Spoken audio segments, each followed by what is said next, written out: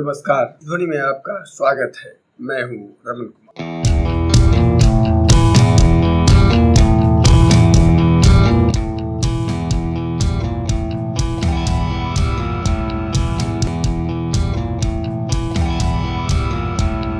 पहले पाकिस्तान, फिर श्रीलंका, फिर बांग्लादेश और अब नेपाल। यहाँ के तख्ता पलट या कहें कि सत्ता को जनता द्वारा उखाड़ फेंकने के बाद भारत के कुछ अति उत्साही वरिष्ठतम पत्रकारों ने यह टिप्पणी 2 दिनों में करनी शुरू कर दी कि अब भारत के भी भ्रष्टाचारी राजनेता सावधान हो। आश्चर्य हुआ यह टिप्पणी सुनकर, क्योंकि उनकी वरिष्ठता को दाद नहीं दी जा सकती, पर जैसी टिप्पणी उन्होंने की थी उससे सुनकर कम से कम मुझे तो आश्चर्य हुआ। क्यों हुआ आपको बताता हूँ। वैसे आमतौर पर सामयिक विषयों पर मैं कोई कार्यक्रम नहीं करता, कोई वीडियो नहीं बनाता, पर आज बना रहा। अब यह समझ में मुझे नहीं आया कि आखिर उन्हें डरने की आवश्यकता क्यों पड़ गई। यह देश वह देश है जो अपनी गति में चलता है। किसी की गति उसे प्रभावित भले ही बहुत ही शायद ही कभी करती हो।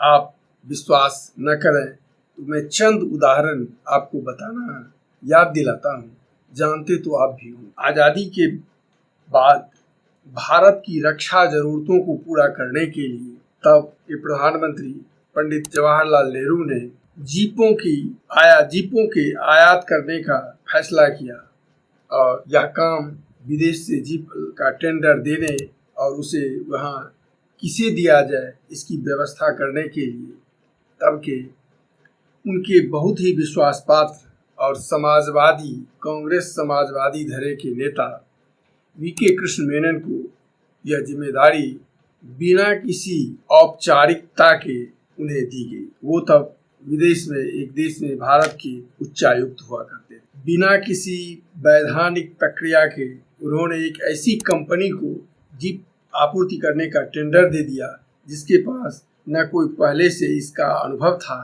और न ही उसके पास ऐसे संसाधन। स्वाभाविक था, रक्षा की जरूरतों के जमाने में यह पूरी समय नहीं हुई और भारत की सदनों में इसको लेकर हंगामा शुरू हो गया। हंगामा शुरू होने के कुछ दिनों बाद क्रमशः जीपों की खेप मद्रास बंदरगाह पर पहुंचने लगी, पर जो जीप वहां उतरे वो स्टार्ट होने की हालत में नहीं थे।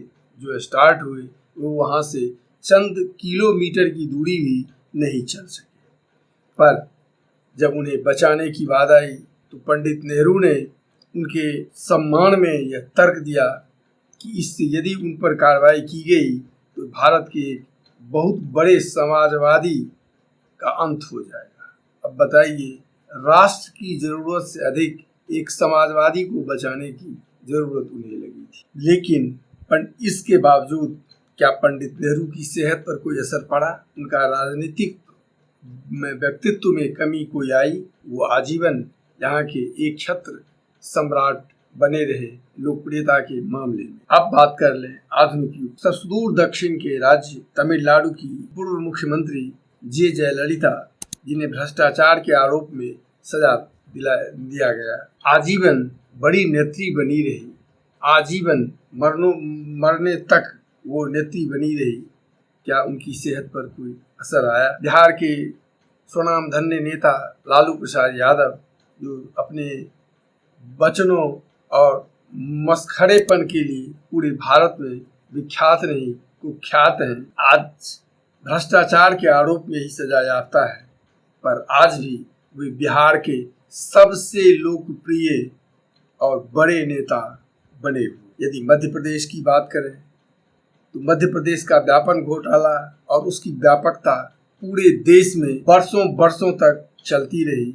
न जाने कितने लोग इस कारण से लोगों ने आत्महत्या किया, कितने को कहाँ क्या हुआ बताने की जरूरत नहीं, शायद आपको याद आ जाए। पर वहाँ के मुख्यमंत्री शिवराज सिंह चौहान जी आज केंद्र में मंत्री हैं।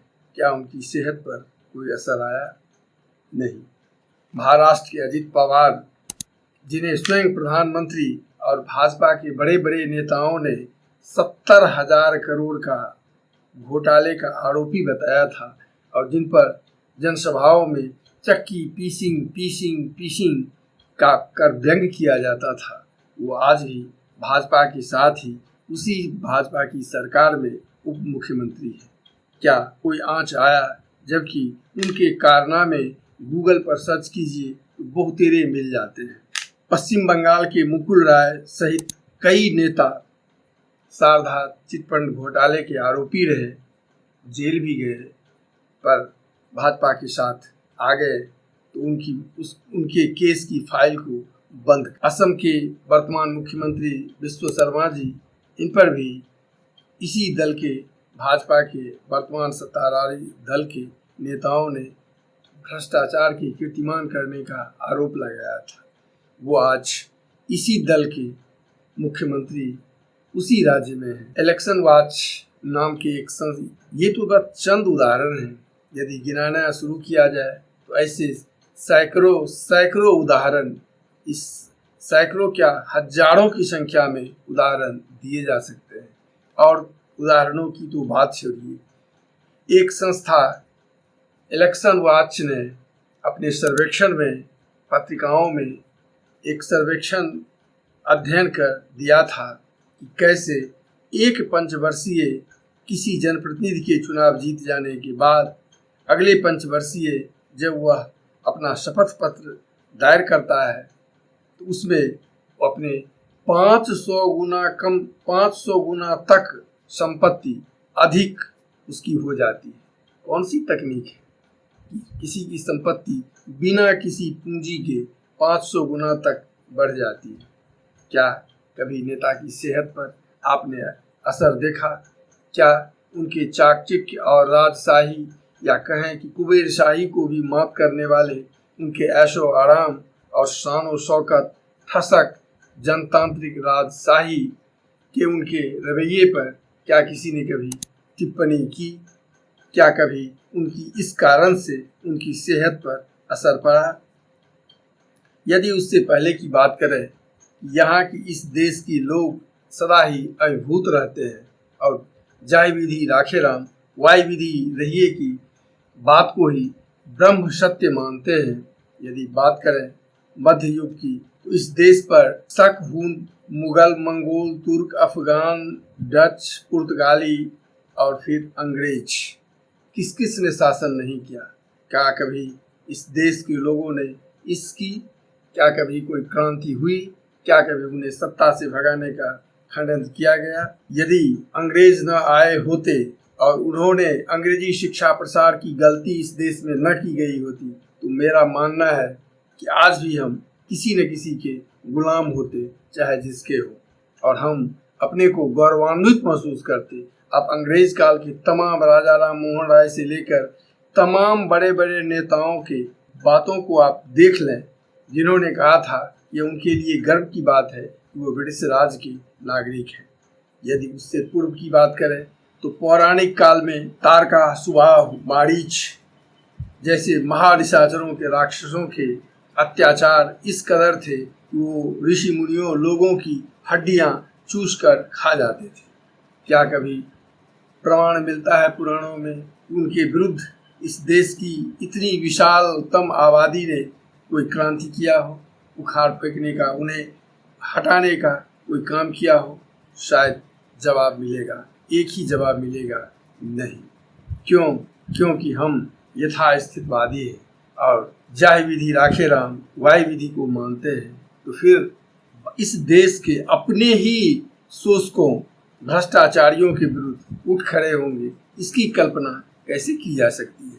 और पता नहीं उन पत्रकारों ने कैसे किया होगा। बल्कि आज अगर कहें तो भ्रष्टाचार, हर भ्रष्टाचार के बाद राजनेताओं की लोकप्रियता में वृद्धि होती है और हम सभी अपने स्थिति पर रोते तो हैं, पर अपने तारने का दायित्व उस तारनहार पर छोड़ते हैं और उसके लिए युगों युग तक प्रतीक्षा करते रहते हैं। क्या ऐसा नहीं है? और क्या मैं गलत कह रहा हूँ? सोचिएगा जरूर और अपनी टिप्पणी जरूर दीजिएगा। आज बस इतना ही। चैनल अच्छा लगे तो इसे सब्सक्राइब, लाइक और अपनी प्रतिक्रिया देने का कष्ट करेंगे। धन्यवाद।